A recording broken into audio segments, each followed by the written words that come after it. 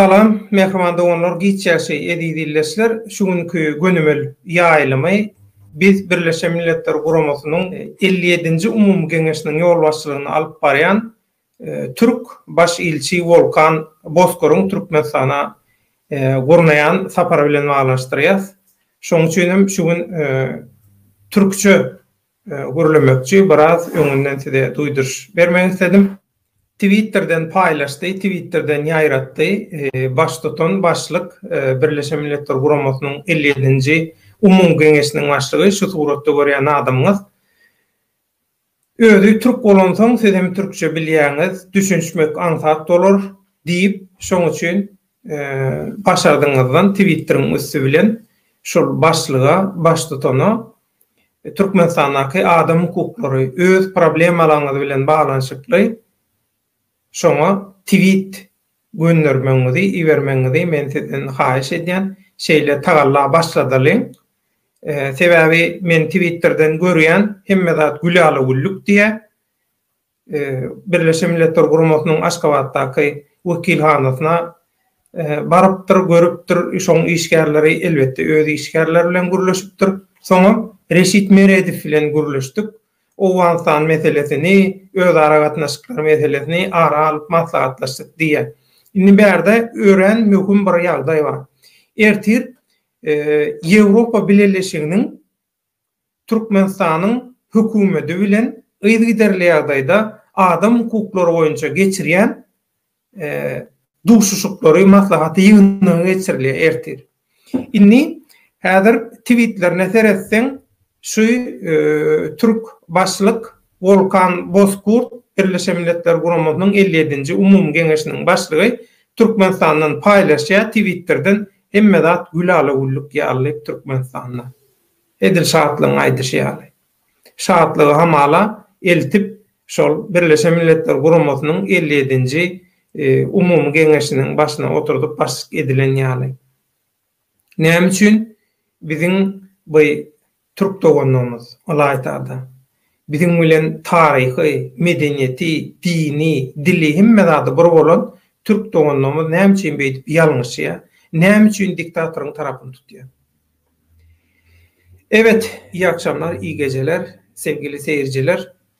Bugün Dünya Türkmenleri Demokrasi Platformu Türkmenim kanalı canlı yayınını ağırlıklı olarak Türkiye Türkçesinde sunmak istiyorum. Nedeni Birleşmiş Milletler 57. Genel Kurulu Başkanı Büyükelçi Türk Sayın Volkan Bozkur Türkmenistan'a ziyaret ediyor.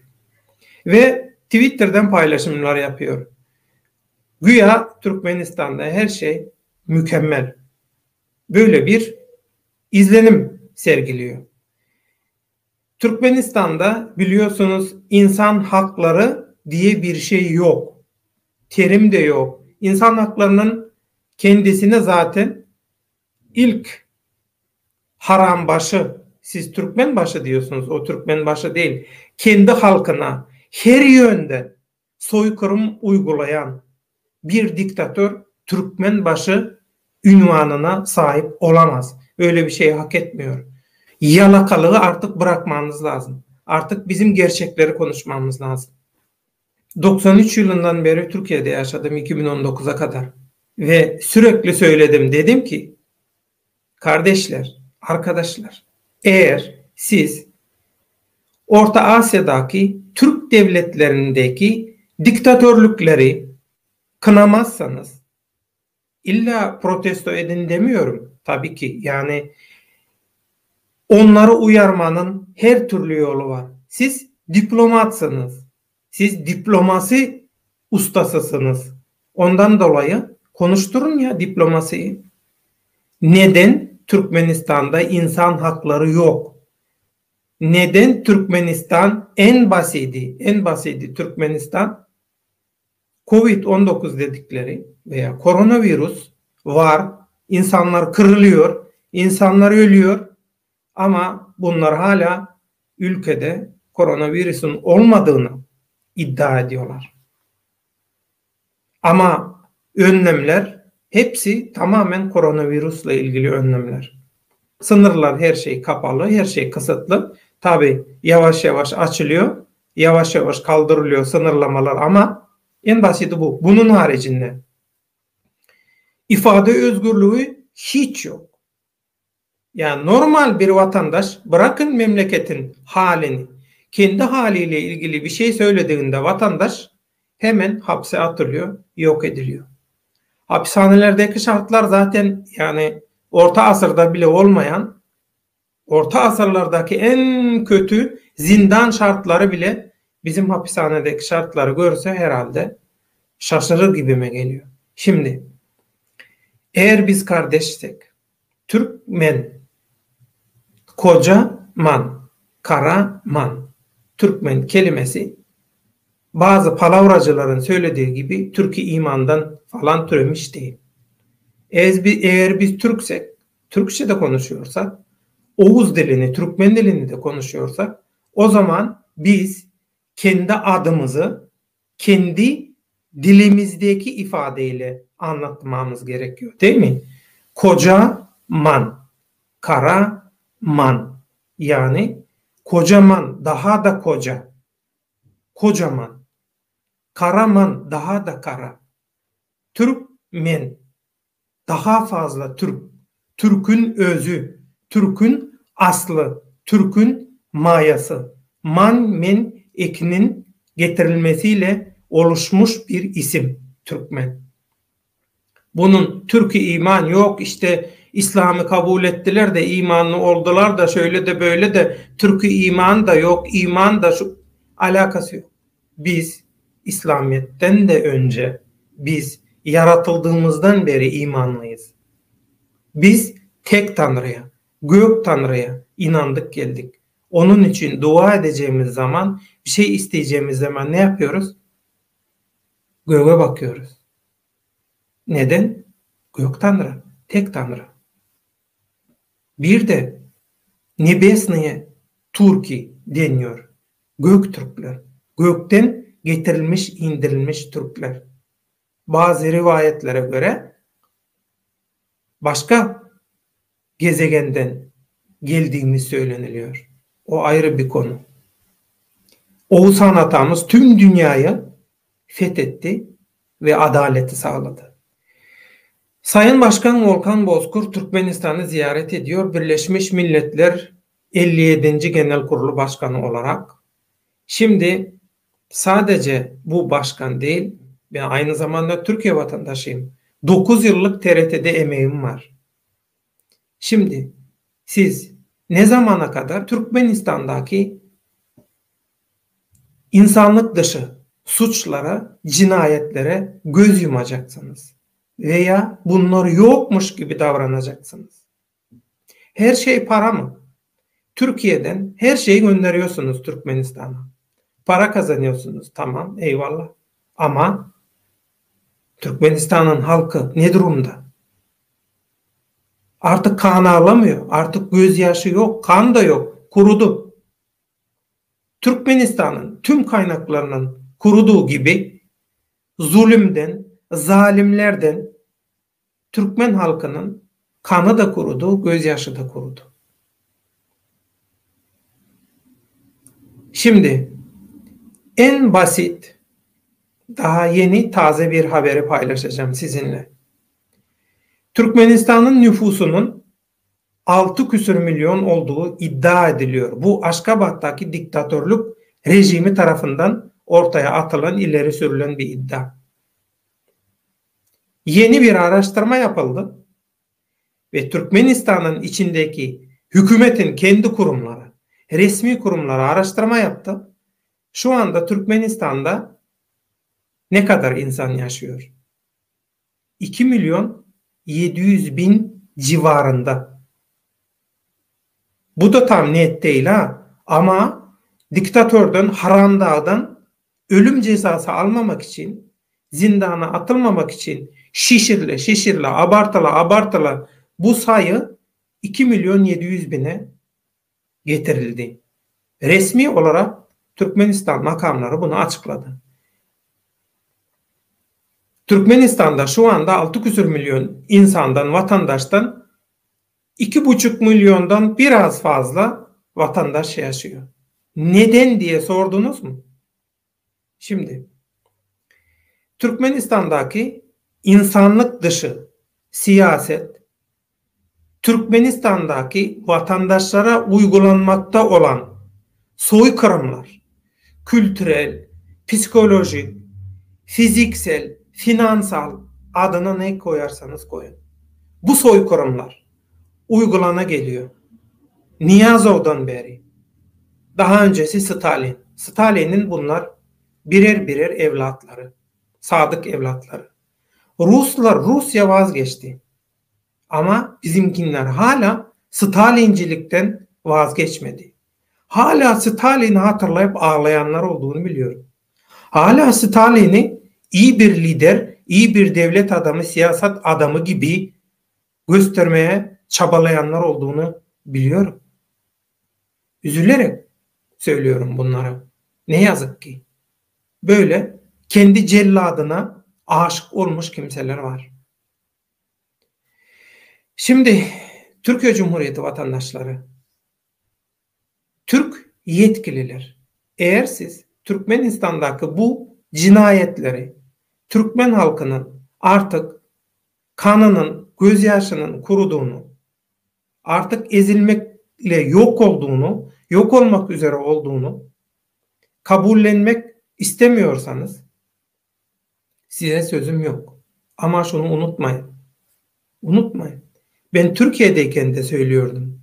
Siz kendi kardeşlerinizin diktatörlükler altında yok olmasına seyirci kalırken aynı diktatörlük, aynı zulüm sizin de başınıza gelecek. Niye gelecek biliyor musunuz?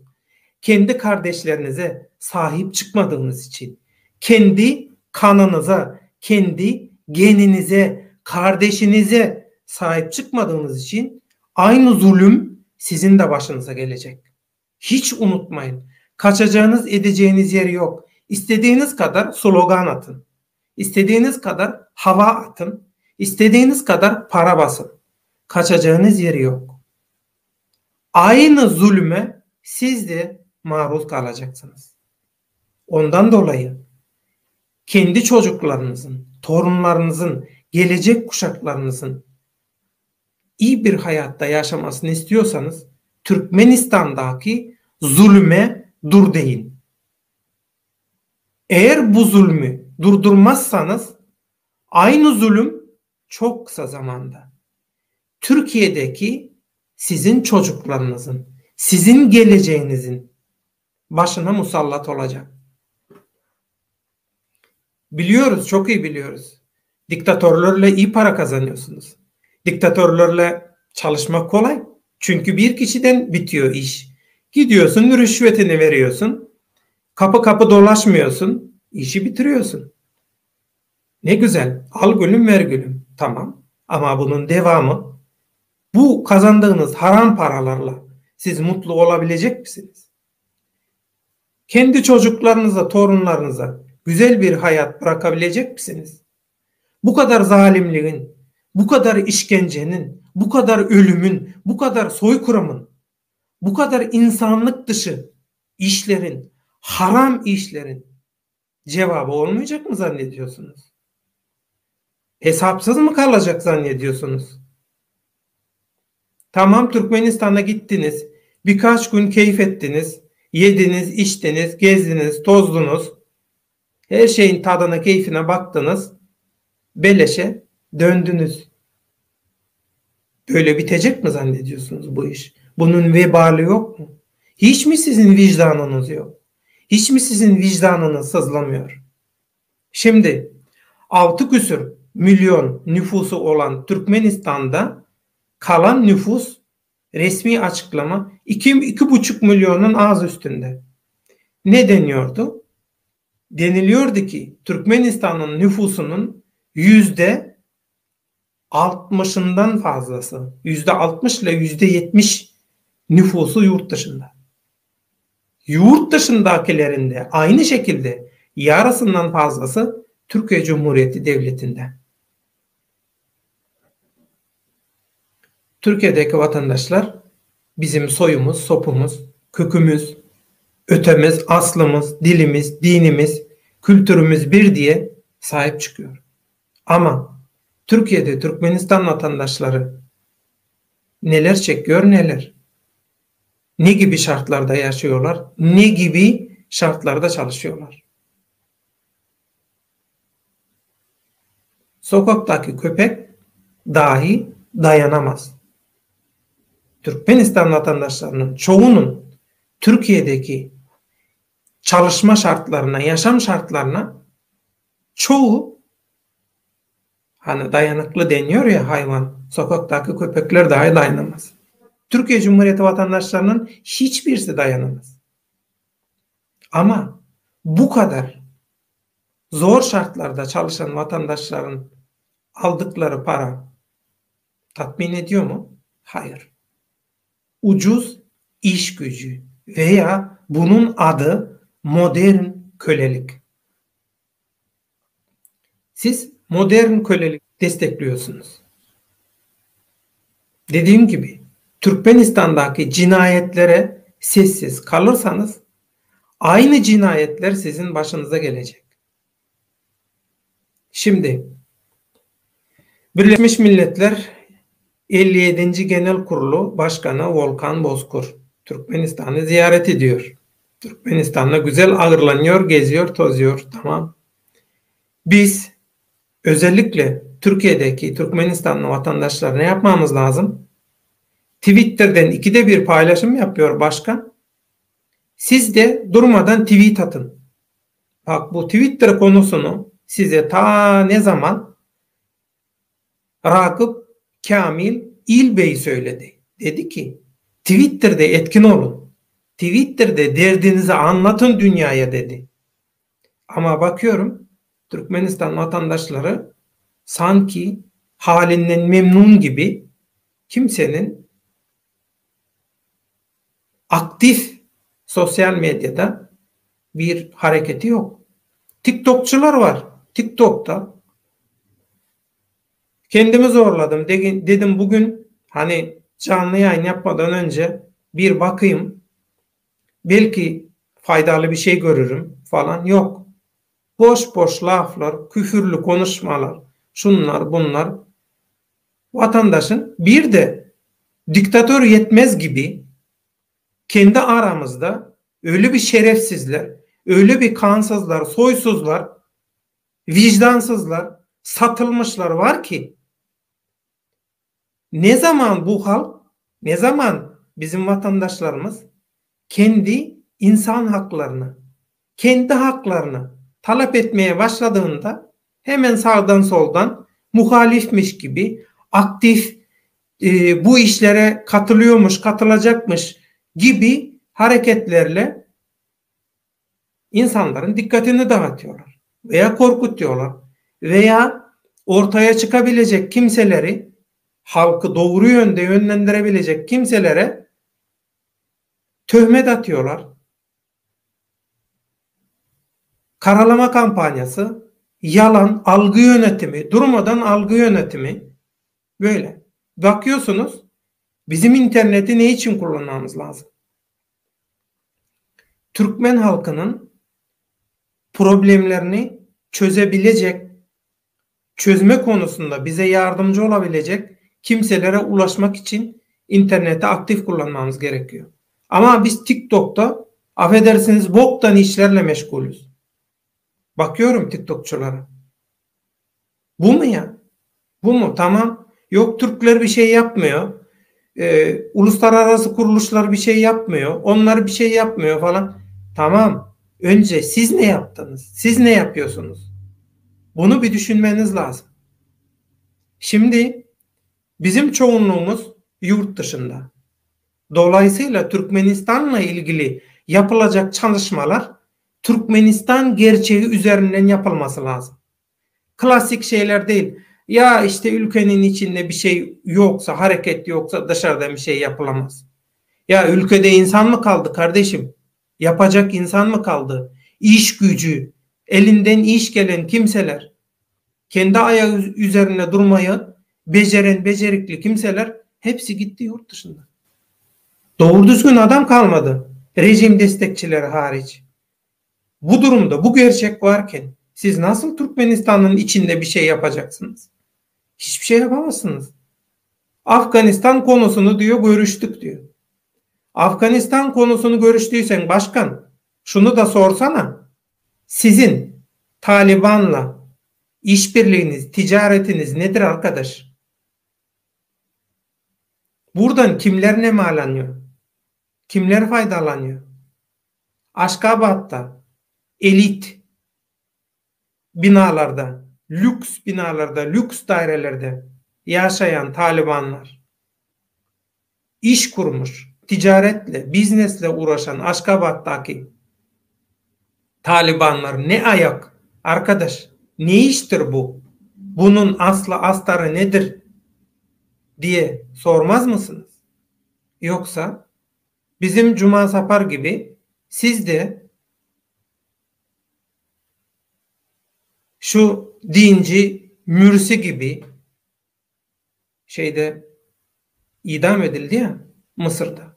Çıkmış Cuma Sapar İstanbul'da Mısır'daki Mürsi'yi anan bir protesto sezonu açıldı falan filan. İşte bizim içimizde aktif olabileceklerimiz de böyle kafa karışık. Celladına aşık olmuş. Mürsi'nin davası kim? Türkmen'in davası kim? Ne alaka yani şimdi? Dolayısıyla Türk yetkilileri de Türkmen davasında, milli davasında, kardeş davasında değiller. Arkadaşlar, bunu iyi bilin. Bunlar Arap sevdalısı. Bunlar Bedevi sevdalısı. Bunlar çöldeki deveye binip devenin sidiğini içip sidiğine yıkanıp öyle kutsandığını zanneden mantıktaki kimseler.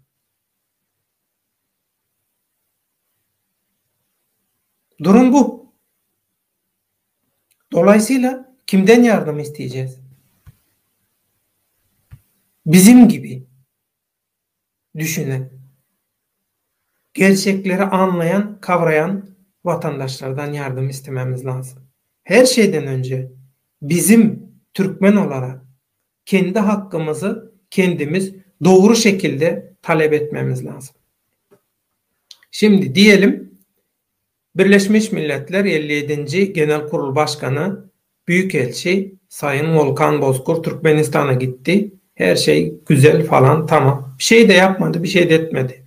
Prosedür icabı gitti, geldi, eyvallah. Yarın Avrupa Birliği'nin Türkmenistan'ın hükümetiyle insan hakları konusunda sürekli, devamlı yaptığı toplantının sıradaki toplantısı yapılacak. Ne yapmamız lazım? TikTok'ta, Instagram'da, orada, burada internette aktif olan vatandaşlar en az 3-4 saatinizi harcıyorsunuz. Bu bir gerçek. Lütfen 3 veya 4 dakikanızı kendi hakkınız için harcayın. 3 ve 4 dakika içerisinde Twitter'den tweet atın. Türkmenistan'daki gerçeklerle ilgili. Türkçe tweet atın başka dil bilmiyorsanız. Düzgün Türkçe biliyorsanız düzgün Türkçeyi İngilizceye çevirerek de atın. Rusça biliyorsanız Rusça atın ve hashtag yapın. Bu şekilde hak talep edilir. Ben niye Türkçe konuşuyorum?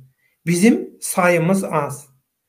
Türkçe konuşan sadece Türkiye'deki Türkler değil, Irak Türkmenleri, Suriye Türkmenleri ve yurt dışındaki Türkmenler var. Bunlar Türkiye Türkçesini daha iyi anlıyorlar. Dolayısıyla ben sizden yardım istiyorum. Ben sizden destek rica ediyorum. Türkmenistan'daki soykırımı durdurmak için. Türkmenistan'daki diktatörlük zulmüne dur demek için. Tek isteğim Türkmenistan gerçeklerini dünyaya yayın. Başka bir şey istemiyorum. Mekruhanna onlar. İnni türkmençe öğrene dilimizde. Ertir Ýewropa bileleşiginiň ýol başçylary bilen Türkmenistanyň hökümetiniň ýygyderli ýagdaýda adam hukuklary boýunça geçirýän ýygynynyň nowatdaky geçirilýär. Ýani 6-njy iýulda. Inni bir aýdýas käbir içimizde adamlar aýdýar, halkara guramalar bize kömek edenok, biziň bilen hiç ýyly gyzyklananok, ýa-da biz protest edýäs, biziň protestimizde da adamyza üns berýän ýok. Dogry hereket etsen, bir iş dogry alyp barsaň, hemme kişiň ünsüni çekýär. Sen hiç ýere kiçtat iý bermeseňem, olaň özü gyzyklanyp gelýär ýanyna. Edil biziň işlemizde ýaly. Bizim köp halkara guramalar bilen, institutlar, zatlar bilen gatnaşykda, köpüsi bilen ogurlanmary. Gatnaşykda ýöne täzeler hem goşup gidip otur. Näme üçin? Dogry hereket etsen, dogry iş etsen, şeýle netije alýan. Şoň üçin men sizden haýyşym.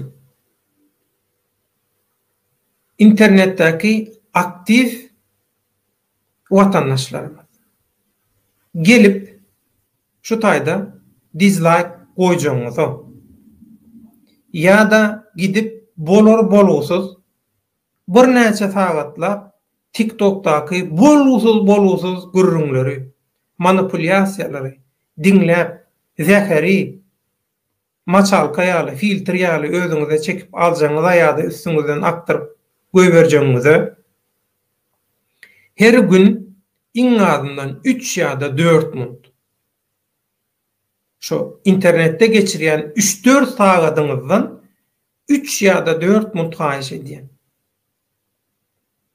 Sosial medyada Türkmenistan aradaky hakykatlary ýaýradyň. Eger mümkin bolsa Twitterden tweet atın. Hiç taýda edip bilmeýän bolsaňyz, ýazmaga da wagtym ýok, hiç taýda wagtym ýok diýen bolsaňyz, Türkmenistanyň hakykatlary baradaky gepleşikleri, habarlary, Türkmenistanyň kronikasy, Kronika Türkmenistana saýdy bar. Şo taýdaky hakykatlary, şu kanalla edilýän çykyşlary hemmesini ýaýradyň.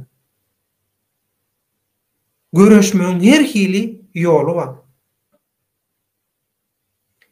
Birinden garaşyp oturma. Biziň özümüz, öz göbümiz, özümüz ketmesek bolanok. Şu adeçenli bolmanyň sebäbi ondan mundan garaşdyk. Eger niyet edip, ýagşy niyet bilen bilim guşap ýola çyksaň alınmajak gala ýok. Men şahsy durmuşymda köp misallarda gördüm muny.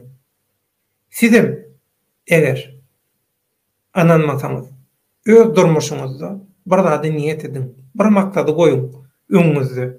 We şo maksatdan başga hiç zat pikir etmeň. Iň ýalňyş zat näme bilýäňizmi? Men B planymma, men Z planymma, men bir plandan başga näçe planymma diýsen, bir nişana gönükdirilmeli energiýaňy bir näçe bölege bölýän, ünsüňi bölýän.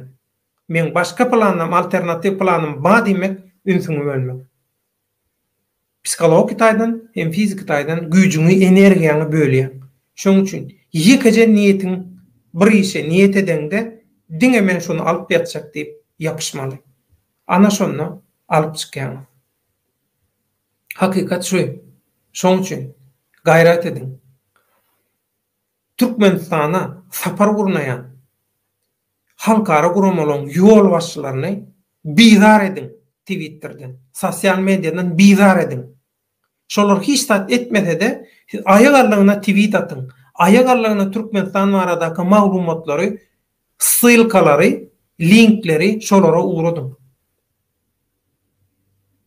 Barda bolmasa barda biriniň bolsa beýlekisiniň hökman ünsüni çeker. Hökman biriniň bir wagt wyjdany oýanar.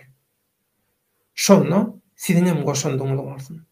Şoň sowabyndan siz hem peýdalanyň. Biziň äkli iş edýän işlerimiziň Tagallalarymyň sowaby bize de size bolsun. Hemişe aýdyşmaýaly.